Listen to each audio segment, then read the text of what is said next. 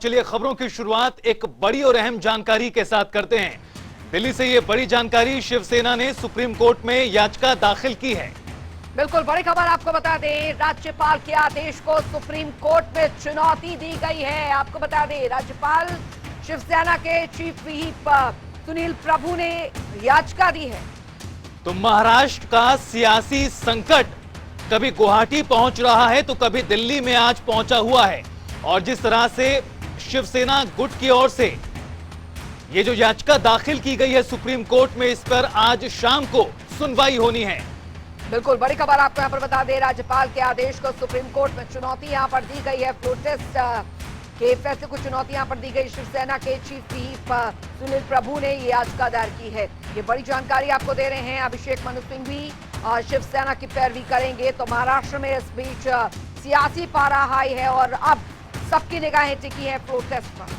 तो साफ तौर पर शिवसेना जो दो धड़ों में बटी हुई है, एक तरफ शिंदे गुट तो दूसरी तरफ ठाकरे गुट, और जिस तरह से राज्यपाल की ओर से फ्लोर टेस्ट को लेकर आदेश दिया गया, उसको चुनौती दी गई है सुप्रीम कोर्ट में। और ज्यादा बातचीत के लिए स्पर्श शर्मा हमारे सहयोगी जुड़ गए। स्पर्श, आज ये बड़ा दिन है महाराष्ट्र में सियासी संकट के नजरिए से देखें, सुप्रीम कोर्ट में शाम 5 बजे सुनवाई होनी है। क्या कुछ ताजा स्थिति, क्या हालात बनते हुए नजर आ रहे हैं?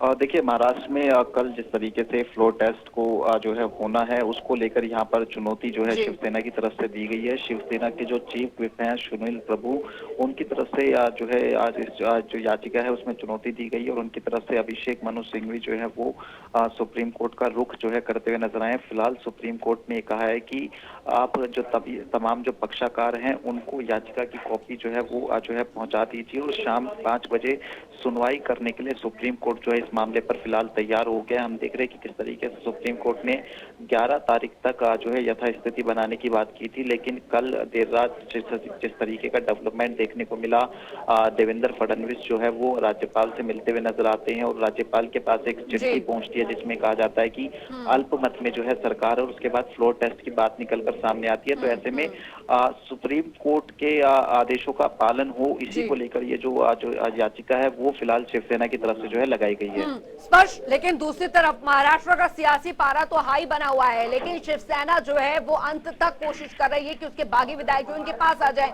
इसके लिए एक सिंपैथी लेटर तक जो बागी विधायक है उनको भेजा गया है। आदित्य ठाकरे तक ये बात कह चुके हैं कि बागियों का भी स्वागत किया जाएगा। लेकिन इन सबके बीच ये भी निकलकर सामने आ रहा है कि शिवसेना लगातार ये कह रही है कि उनके 16 जो बागी विधायक है उनकी सदस्यता रद्द होनी चाहिए। ऐसे में कैसा फ्लोर टेस्ट?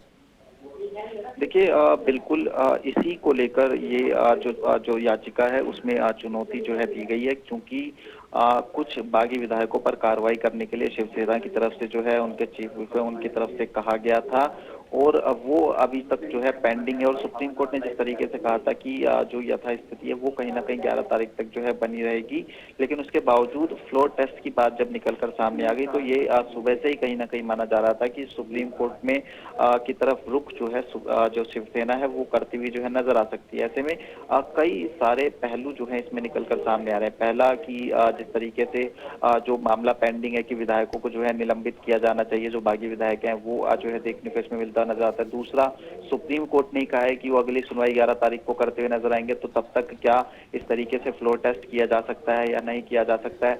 लेकिन अब देखने वाली बात ये रहेगी कि महाराष्ट्र की सियासत का जो रास्ता है वो पूरा वो अब कहीं ना कहीं सुप्रीम कोर्ट से होता हुआ जो है गुजरेगा, और सुप्रीम कोर्ट कहीं ना कहीं ये तय करेगा कि फ्लोर टेस्ट कब होगा या नहीं होगा।